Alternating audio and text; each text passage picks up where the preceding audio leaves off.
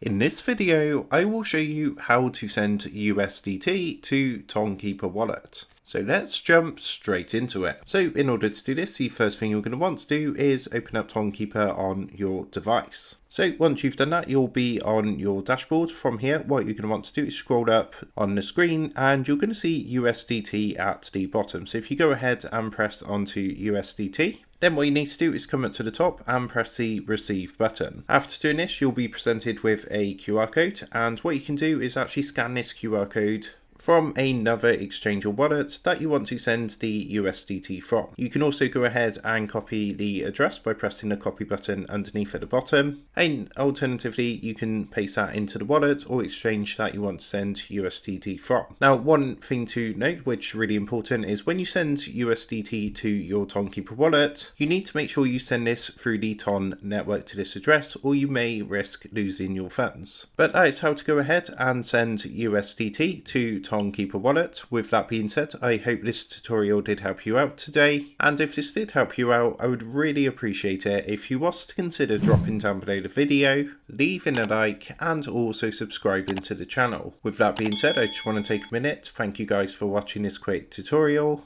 and I will see you in the next video.